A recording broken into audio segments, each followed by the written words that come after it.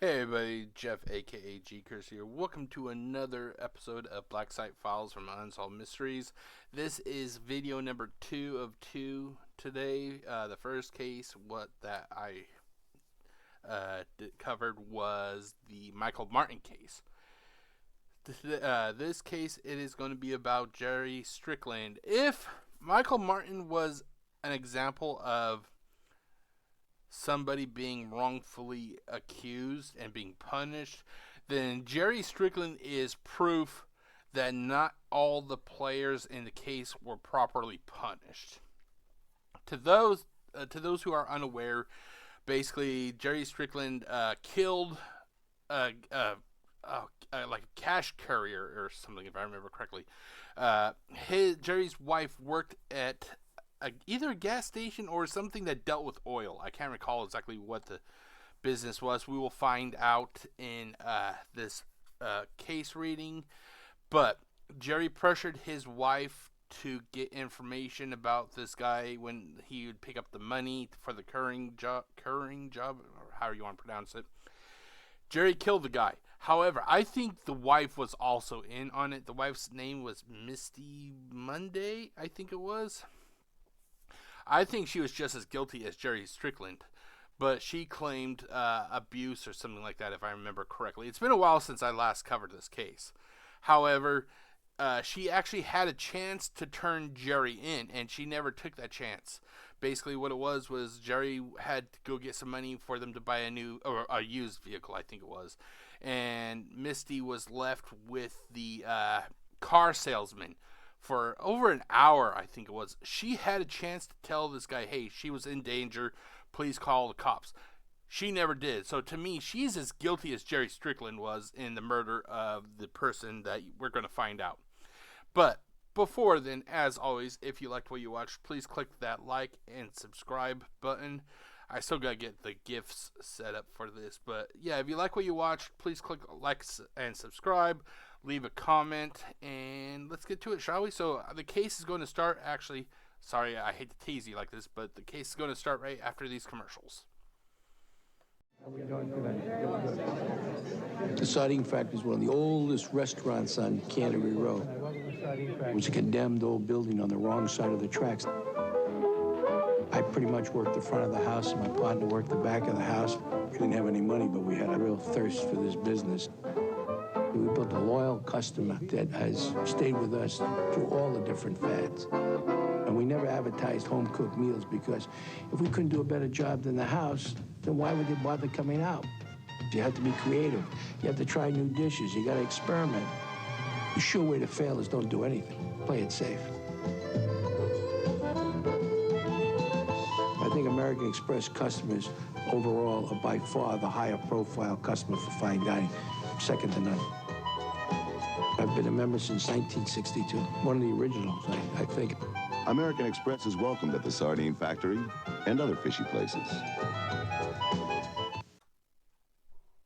Welcome back, ladies and gentlemen. Jeff, aka GCurse here. I hope you like those commercials. We are about to start the case viewing of the Jerry Strickland case from Unsolved Mysteries. To those who never watched the previous Black Site Files, this is where I'm going to introduce my lovely co-host, my uber sexy secretary. Her name is Jasmine. She is going to actually read to you the case that we're going to be watching, or following along, and hopefully the reading program that she uses does not fuck up, because during the Michael Martin case we had quite a few hiccups. So I'm hoping that they get this problem fixed down the road with some patches. But anyway, let's get to that case viewing, shall we? So let's do this. There we go. Oop, wrong one. No, that's... Hey, hold on. Oh, that's right. That's what it was. Hold on. I forgot. I have to fix the... Nope, not that. I have to fix... Okay, why does it... Okay, there it goes. I forgot about... I actually have to set it to the other monitor. There we go. But I got the thing all loaded up. Basically, let's do this. There we go. And let's just hope that it works a little bit better. So let's get to it, shall we? So read aloud selection.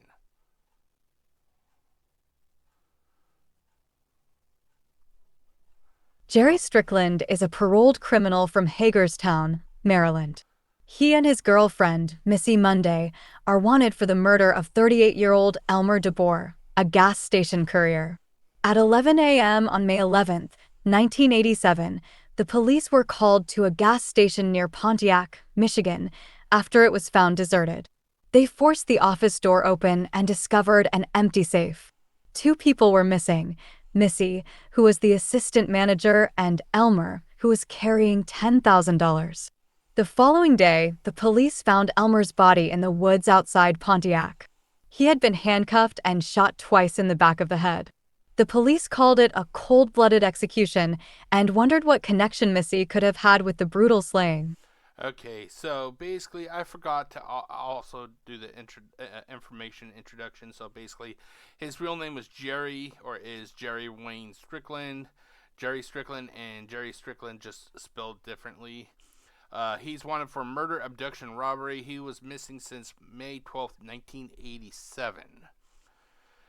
And then, as you can see here is a picture of Jerry, a real, winner of society. If you were to ever have a picture of somebody that could have been on the old television show, The Smoking Gun, World's Dumbest, this would be that picture, because this guy, you could tell he's just right up there in the upper echelon of successful criminals, like oh god, not BTK, because he got caught. Who's the guy who hijacked? DB Cooper, yeah. This guy's right up there with DB Cooper, can't you tell? Okay, so basically, he's wanted for murder of a gas station courier who was carrying $10,000. And when was the last time you can recall there being a courier? Nowadays, you see these big armored trucks that actually come and pick up all the money. Every time I go to work, I go to the grocery store, because that's where the bus picks me up. Because even though I drive, I still prefer public transportation. There is always an armored truck there to pick up money. It's never like a one lone person. It's a fucking armored truck, and the person that gets out of the armored vehicle is like armed to the teeth. It's basically, you don't want to mess with these guys. So I kind of feel that these courier jobs, they're kind of fading away, to be honest, because it's just too dangerous. Okay, so let's continue on. Let's go down this far. There we go. And I think I may have pronounced her name as Misty. It's actually Missy, so that is my bad.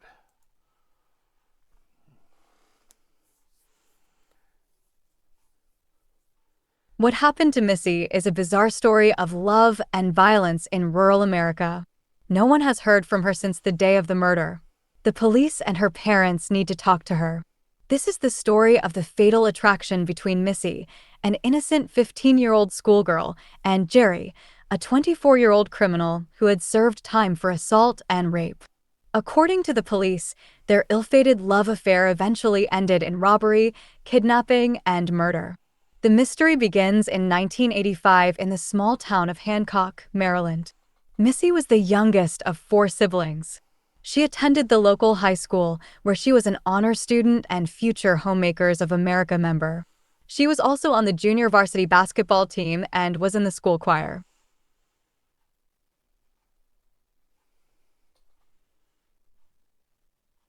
According to Vice Principal Harlan Kearns, Missy was in the top 10% of her class. She enjoyed what she was doing and got along well with others. Based on how she was at school, he believed everything was satisfactory with her. Missy's mother, Phyllis Munday, describes her as shy. According to Phyllis, Missy would either go to her basketball games, choir practice, or a couple of ball games. But her parents always knew where she was. When she was finished, she would call them, and they would pick her up and bring her. Bringing her home, the program failed to read home. Anyway, so basically, they're trying to make it, the way they're trying to spin it, basically, is that she was in love with Jerry, and basically, it was that love for him, if I remember correctly. That's why she helped him kill Elmer DeBoer. I'm sorry. Love, just like when I tore Michael Martin a new asshole when it came to him claiming, oh, it was adolescence and everything. Love is not a reason. I personally believe that there is like a border or a line, basically. And no matter what, you should have the fucking intelligence not to cross it. You can't, to me it's bullshit that, oh, she was in love, she should still fucking know that putting 2 bullets in the back of somebody's head is wrong. Love is not a be-all, end-all excuse. Just like adolescence isn't a be-all, end-all excuse. You fucked up, now you gotta pay up.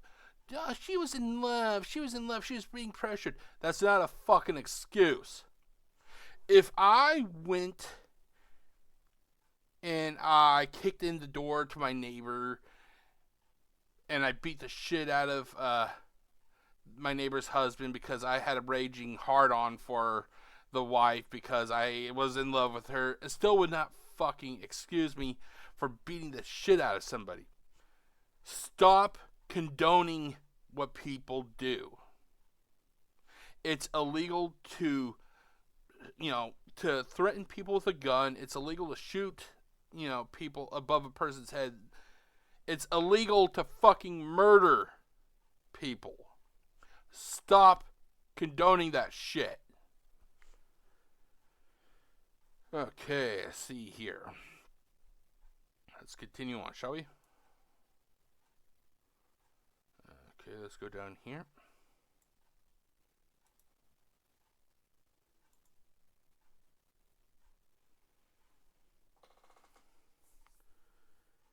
Home. In 1985, Jerry arrived in the area. He said he was looking for a property to convert into an orphanage. He called on Missy's family, asking about the ownership of a nearby house. When Phyllis first met him, she thought he was a smooth talker based on his actions and how he talked. She felt he was demanding. She did not care for his attitude. Missy, however, was intrigued by Jerry. Her first glimpse of him was the beginning of a relationship that would change her life forever. According to a friend, Susie Walls, Missy liked Jerry a lot. Every time he came to visit, he brought her a gift. Susie claims he gave Missy a lot of attention she did not get at home. Still doesn't excuse it. Still does not excuse it. According to another friend, Tammy Sipes, Missy often went out with Jerry in the evening. She would tell Phyllis she got home late. When Phyllis would ask who she was with, she would lie and say she was with a friend. Soon, she began to sneak out of her house regularly to see him. He told her he had a tragic past and said his first wife and child had died in a terrible car accident. Missy was swept off her feet. According to Phyllis, Missy had boy crushes and childhood sweethearts, but she never told Phyllis that she was going out with any boys. So, Phyllis did not think she was that interested in them. Later on, Phyllis was surprised when she found out that Missy and Jerry had been dating. Oh my god, I wish this program would actually finish reading it, but anyway. And so they're basically painting her as basically that she was not getting in love at home, but apparently from the sounds of it, everything was okay at home from what the principal said and from how the mother acted. So either the mother was fucking blind to how her daughter really was acting, or she was just fucking stupid. Once again, being in love is not a reasonable excuse for allowing somebody that to kill somebody else. It just isn't. Okay, so basically, and then to top it off, she was lying to her mom, so she knew what she was doing was wrong. You can't fucking claim that this girl just had reduced mental faculties. It isn't like Jerry Strickland was taking advantage of a mentally challenged person. He was the 15-year-old Missy. I think they said 15. I may be wrong though. Missy Munday knew what she was doing. She was lying to her parents. To me, she is as guilty as Jerry is in the death of that courier. Okay, so what I'm going to do next, because I want to try to get that, like, the last word of whatever it is I select, so I'm actually going to go a little bit ahead. So I'm going to go all the way down here, but then I'm going to stop with win, and I'm hoping that it's actually going to stop at the, oh my god, that it's going to stop with state. So I'm going to see if that works. So let's continue on.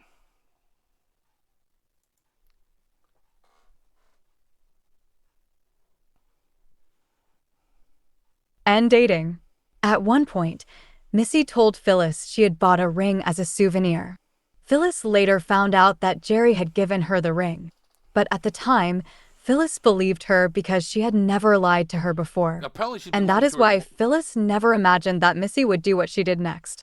On the morning of Thursday, April 17th, 1986, Missy left home to catch the school bus as usual. It is a day Phyllis will never forget. Missy said, "I'm going to school now. I'll see you this evening." That was the last thing she ever said to Phyllis. She never went to school that day. Instead, a bus driver saw her get into Jerry's car. She and Jerry then left the... Wow, it didn't even say state. Okay, so basically, the daughter was fucking lying. She was fucking lying. The mother was fucking stupid for believing the lies. One thing that the mother said that kind of confused me was that she said that Jerry Strickland was a smooth talker, but then she felt that he was demanding. Now, now I may be wrong, but isn't a smooth talker somebody that can basically get what they want by simply talking? You know, if the person's being demanding, doesn't that kind of nullify the whole smooth talking? Because to be a smooth talker, does that mean that they're kind of like getting you to lower your defenses to get what they want? Instead of literally, I like to think of it as possibly like an opposite of, you know, like intimidation. It's like the polar opposite. At least that's the way I view it. Is like it's a polar opposite of intimidation. You're using a smooth talking skill to get what you want instead of threatening them with violence, you know? But anyway, so basically the dipshit daughter and the future killer / rapist left the state. And of course, mommy didn't know because she thought her daughter was some sweet little girl that never did anything wrong.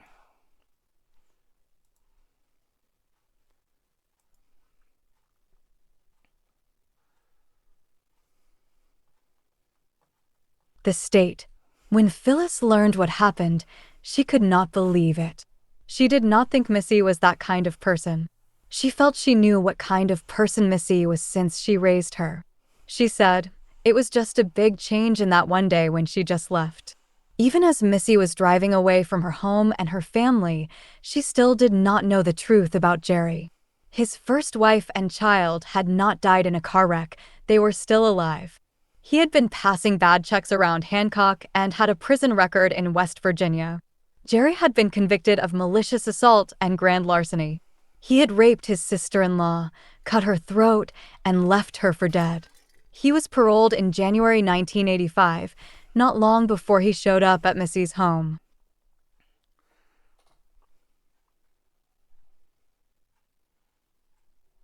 After leaving Hancock, Missy and Jerry went to Centerville, Virginia.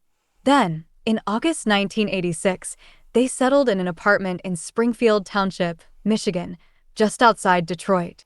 Even though she gave birth to a son, Jamie, she never told her family where she was living. She last wrote to them around Mother's Day, 1986. She told them she ran off with Jerry because she knew they would not let her be with him. She also told them not to worry about her. Basically, she was acting like an entitled little snot.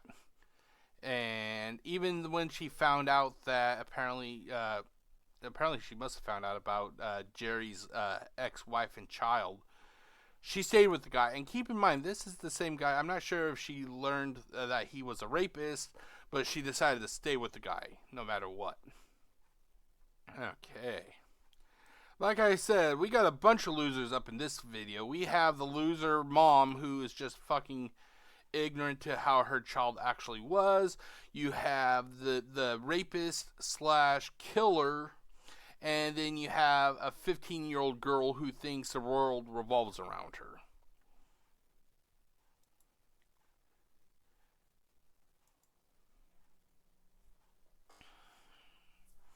I do not feel bad for Worry about her. them getting in Missy trouble. told her friend, Sherry Nix, that she was unhappy at her Hancock home and did not care about anyone there except her older brother and grandfather. She said she was with Jerry because he took her away from home. Sherry never saw Missy and Jerry kiss, hold hands, or touch. She thought that was strange. She asked Missy about it once, and Missy said Jerry was not very affectionate. To help make ends meet, Missy took a job as the assistant manager at the Union 76 gas station on Dixie Highway in Waterford Township, Michigan. When she applied for the position, she used the name Melissa Strickland and claimed she was 19.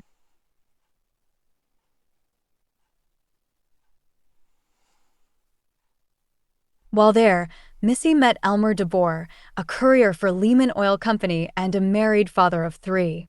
He picked up cash receipts from local gas stations. He and Missy became close friends. According to Sherry, he understood that Missy was going through a rough time, being married to Jerry and not having anything for Jamie. Sherry describes Elmer as understanding and loving. On the morning of Monday, May 11, 1987, Elmer came by, as usual, to pick up the cash from the station where Missy worked.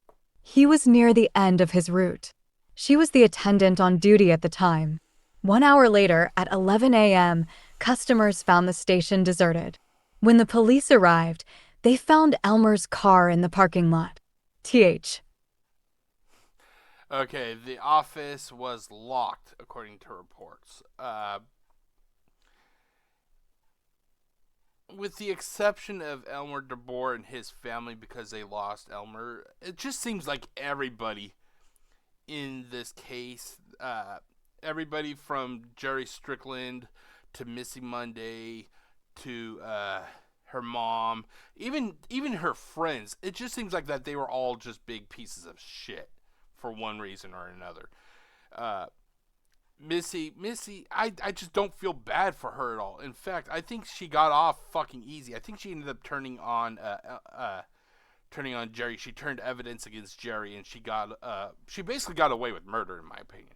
I think that little bitch, and yes, I said that, I think she should have been in prison for life. But that's just me. That's just me. What do you think?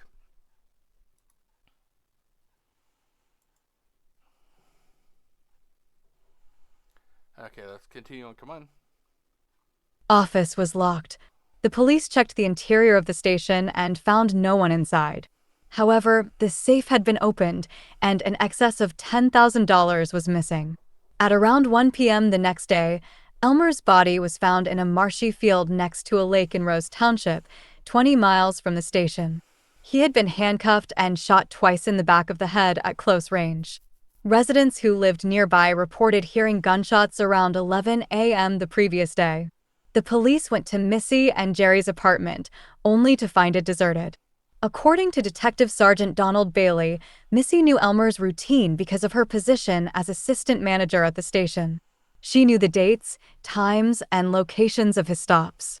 She also knew he carried more money on Mondays because there were no pickups on Sundays.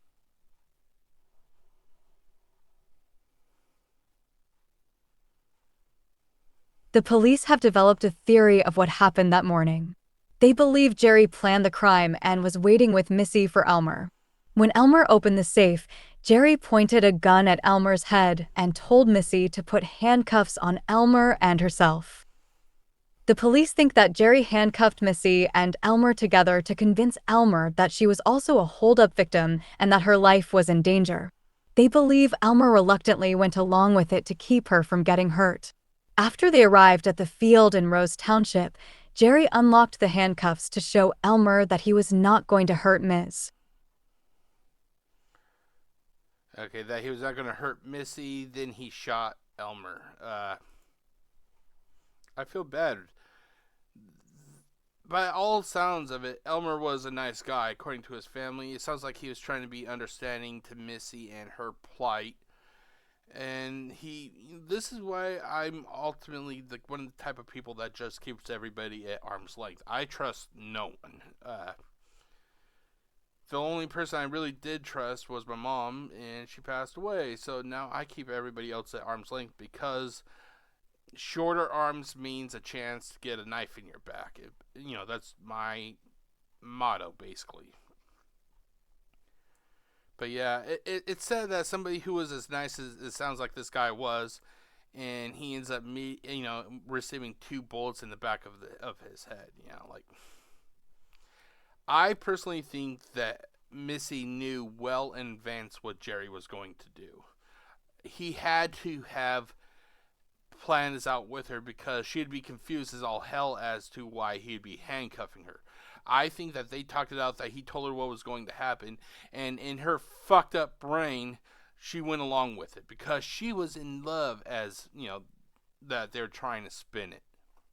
Even though anyone should know that murder is wrong. Okay, let's go all the way down to... Ooh, that's actually just right all the way out. Okay, let's continue on.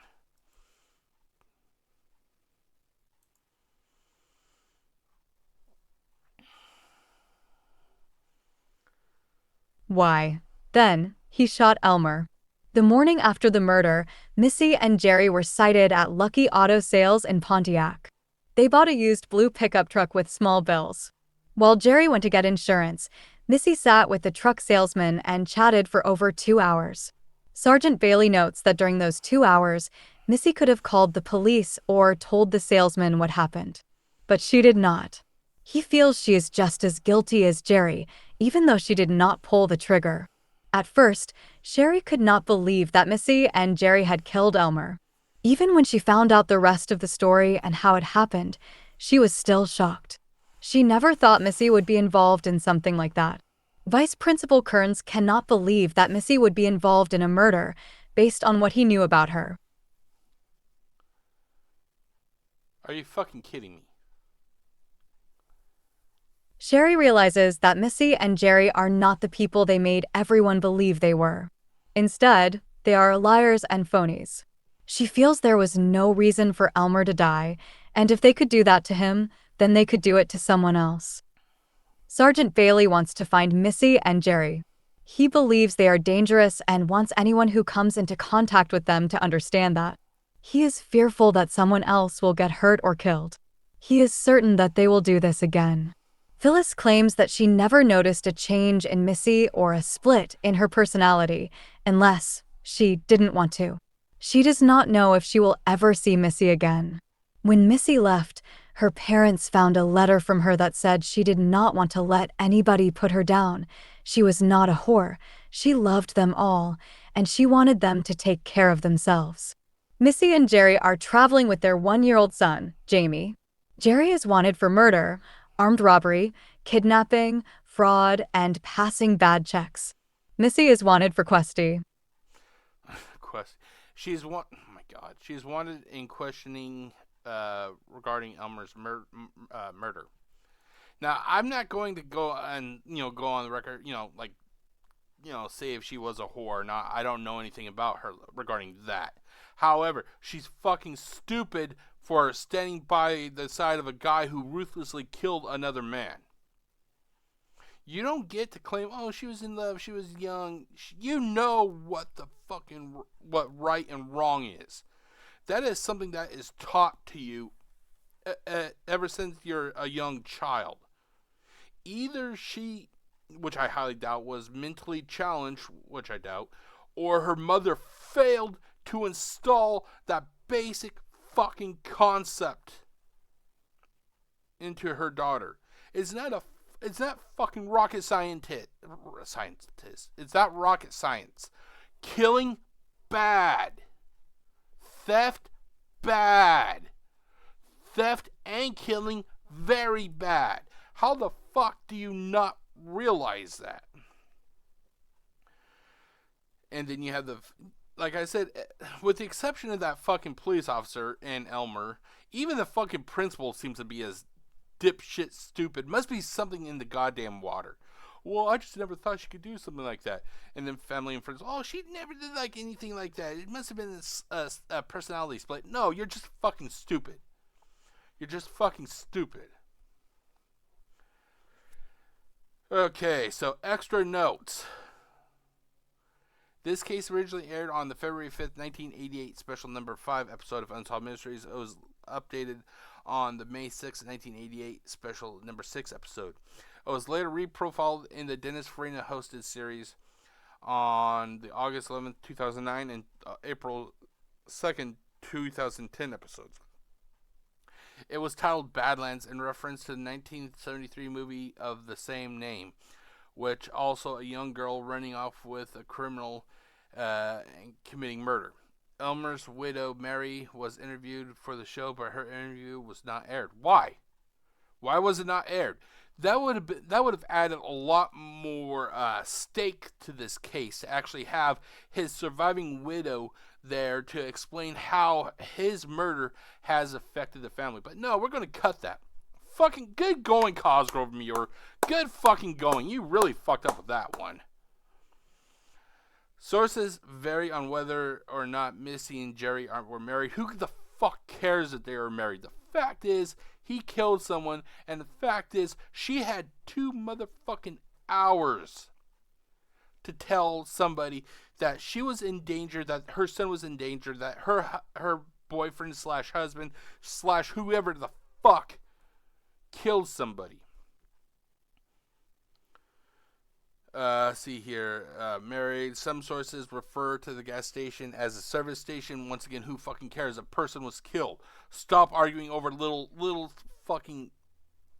Oh God, what's the right word I'm thinking of? Stop arguing over little fucking details. A person was murdered. And state Missy was originally from Boonesboro. Who fuck cares? Maryland. Jerry worked at another gas station. Don't fucking care. They came to Michigan. Who cares? In July. Big fucking deal. Elmer was 48. He was kidnapped at 7:30 a.m. He was robbed of $15,000. So by the sounds of it, I'm guessing it was like $25,000 total, possibly 10 from the safe, and then the $15,000 from what Elmer was carrying. And Missy and Jerry bought the truck on the day of the murder. Like I said, who fucking cares? They killed somebody. And I say they because she knew what was going to fucking happen. Her family can fucking scream to the top of the mountains. Oh, she was in it. She was taken advantage of. No. She knew what she was doing, and you're fucking condoning it. Stop it. Okay, so we got a little bit more here. Wow. Okay, I'm going to actually continue to let Jasmine continue to read. So let's continue on. Let's go right down here.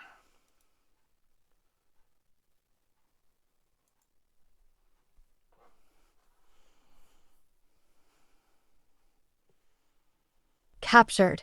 Within minutes of the broadcast, 20 viewers in the small, rural community of Moses Lake, Washington, called the police to say they recognized Missy and Jerry. 7 hours later, at 5:30 a.m. on the morning of February 6, 1988, the police arrested them at a friend's house. The police discovered that Missy and Jerry had watched the broadcast and were waiting for officers to arrive. Sergeant Dennis Duke of the Moses Lake Police Department said that when they arrived at the house, Jerry stepped out and said, "I'm the guy you're looking for." He also said, "You must be from Unsolved Mysteries," and mentioned that it was his favorite show. Sergeant Duke noted that Jerry was calm, collected, and nonviolent. Wow, they actually read the whole selection without messing up. Congratulations. Okay, you know why he wasn't nonviolent, because he couldn't force anybody into handcuffs and kill them. That's the way a lot of these cowards are. When they have power over somebody, that's when they'll strike. But when they know that the numbers are against them, they fucking turn tail. Okay, let's see here. Let's continue on.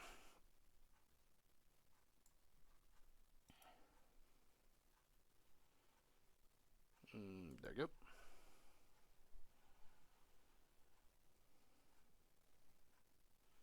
Missy was 5 months pregnant at the time of her arrest. She and Jerry had been living in the area since June 1987, having previously lived in Seattle. He was working at Kmart, and she was working at a card shop and as a motel maid. They had been using their actual names. Jerry carried his Michigan driver's license and used his original Social Security number. The police learned that a few days before her arrest, Missy told her boss at the motel that she would be quitting her job. She told friends that she and Jerry planned to move to West Virginia on March 1st, 1988, to help his brother run a family flower shop. The day before their arrests, they sold furniture at a yard sale, telling friends they were raising money to leave town.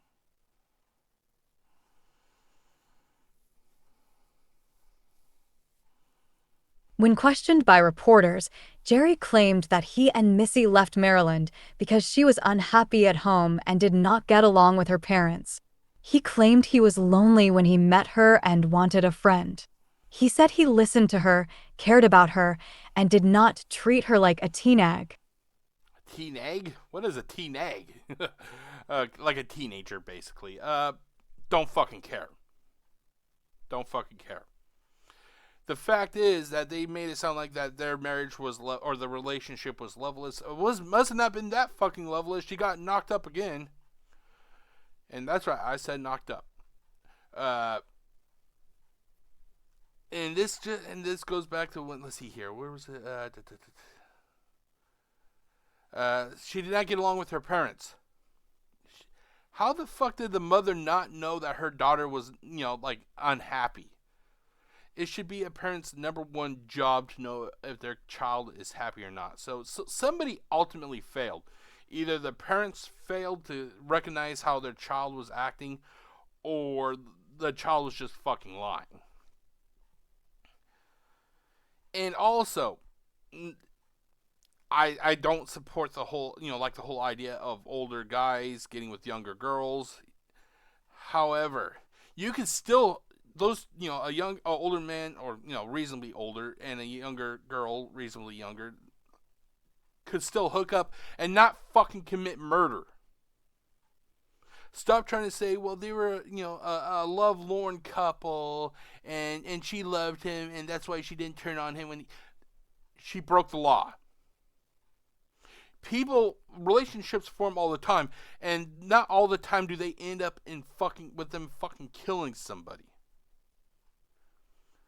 That's what I hate about society nowadays. They have to fucking try and give a goddamn reason why people do the shit that they do.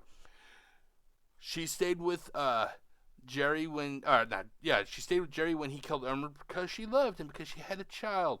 She didn't tell the car salesman about the murder because she loved him. She wanted to be with him. Stop making excuses for everything that people do. You need to start holding people accountable. Let's see here. That they were only. Let's see here. Okay, I think we can. Okay, let's go down to here.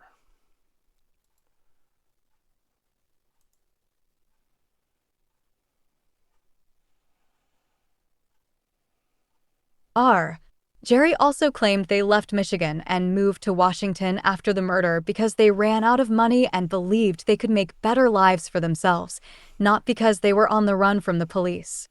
He claimed they were only hiding from her parents. Jerry insisted that he and Missy were innocent. He claimed the police had circumstantial evidence and hearsay, but no witnesses.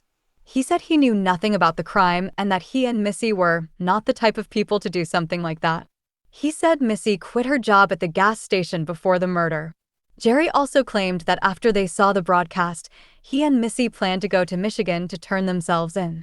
After stopping at a motel 40 miles from Moses Lake, they talked to friends who told them it would be better to turn themselves into Moses Lake police. They claimed they were at their friend's house to drop off Jamie when they were arrested.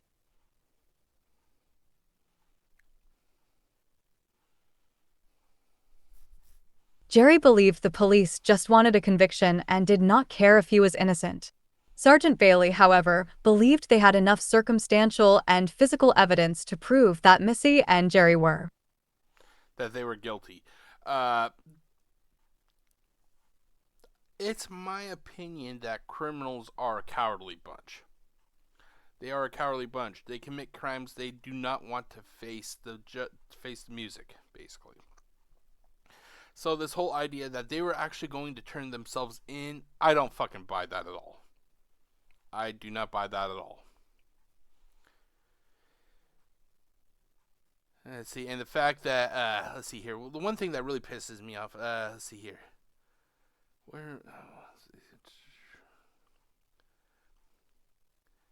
Let's see. He said that they knew nothing about the crime. That's a fucking lie. That they were not the type of people to do something like that. Keep in mind, Jerry Strickland was what's the word I'm thinking of? Convicted rapist. He was a convicted rapist, and he used a knife on a sister-in-law, if I remember correctly. But he's not the type of person that would actually kill anybody. Jerry Strickland is a nice, humble man who loves Missy Munday. That would never want to hurt anybody. Just don't pay any attention to the fact that he raped a woman and that he attempted to kill her. That's not Jerry at all. Jerry's a nice, loving man, right? Okay. Let's see here. Okay, that's good. I think this is where I start off at now. Let's see here. Fucking innocent, my ass.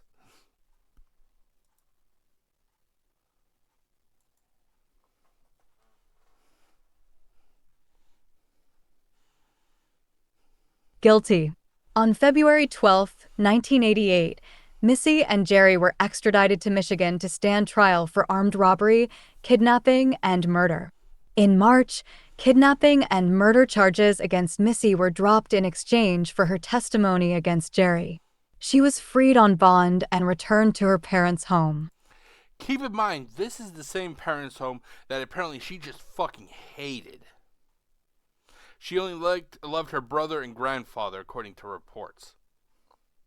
One thing I did want to say, though, that I didn't think of until just now, if they were really as innocent as they claimed, they would have stayed in Michigan and turned themselves in and said, fought this whole thing, say, hey, we did not kill this guy, we did not kill him. But what did they do? They fucking ran. They fucking ran. Innocent people do not run. Innocent people stay and fight to prove their innocence. I also don't buy that whole thing that they were simply visiting the friend to drop off Jamie. No, they were not.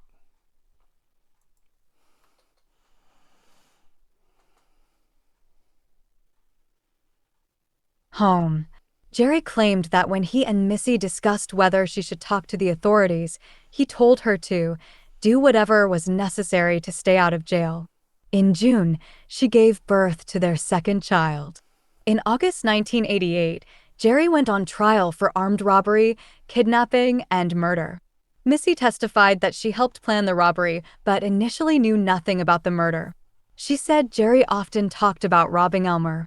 His original plan was to handcuff her and Elmer together, take them to a remote area, hit Elmer over the head, and rape her. Missy said they planned the robbery for a Monday because there would be more cash at the station since no pickups occurred on Sunday. Jerry bought a van shortly before the murder, which he used to kidnap and transport Elmer. On the day of the murder, he lured Elmer outside the gas station, saying he wanted to show Elmer his van. He then handcuffed Elmer and forced him to lie down in the van before driving to the field.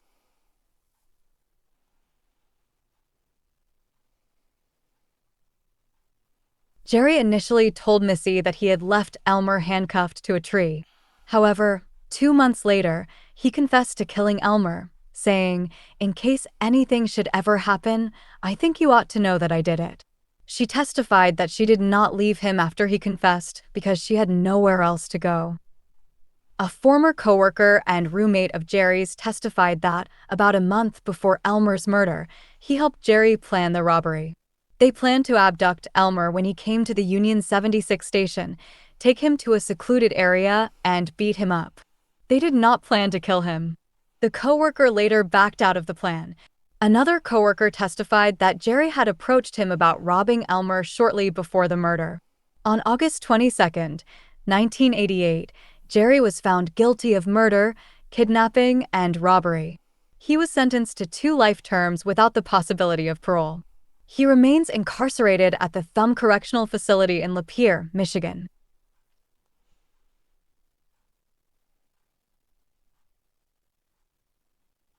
In October 1988, Missy pleaded guilty to armed robbery in a juvenile court.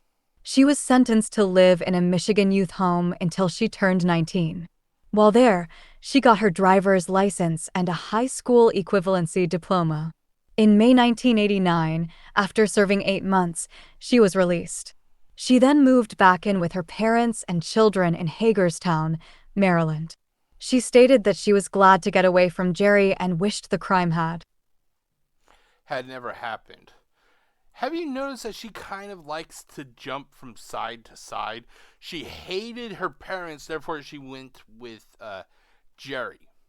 She helped Jerry kill Elmer. She got knocked up twice.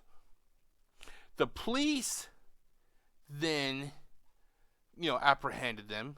She turned on Jerry because she didn't want to go to big girls' prison. She copped a plea deal, turned against Jerry, and then she ended up going back home with the same people that she hated. The girl played everybody. She played everybody. She should have been put into big girl prison, or big girl jail, or whatever, however you really want to say it, because to me, juvenile is like little kid prison. So you got big little kid prison and you got big people prison. Anyway, she should have been put in prison for life. She should have been, if possible, put in a cell right next door to fucking Jerry so they could both rot to death in prison for wrongfully killing somebody who, by the sounds of it, never harmed anyone. But at least she's safe, right? She is no longer a victim of Jerry Strickland. She can now live a happy life because she was in love and she didn't know what she was doing. I'll be right back with the final thoughts.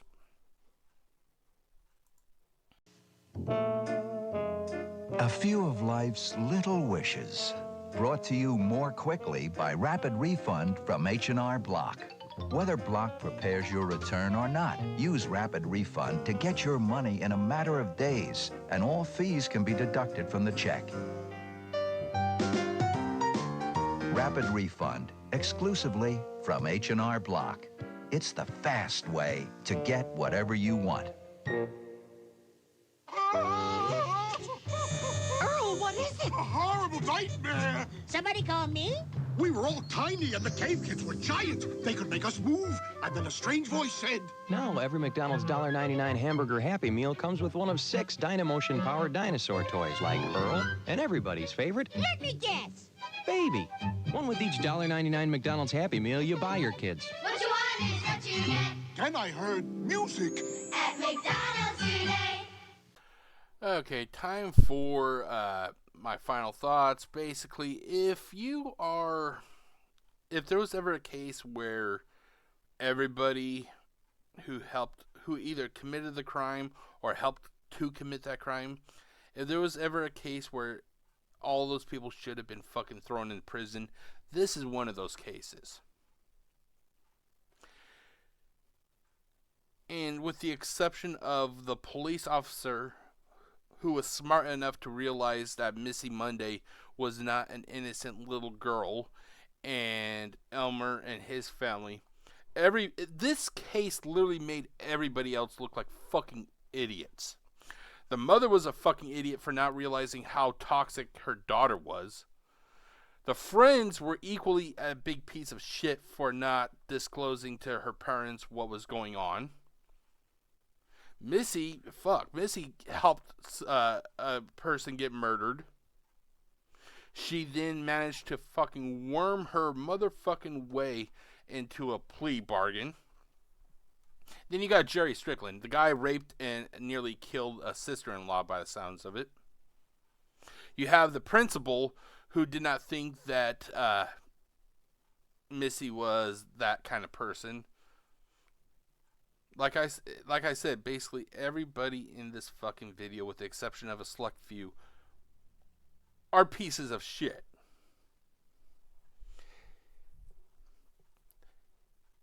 Besides the victim and the police officer, the only people I actually feel sorry for are those kids.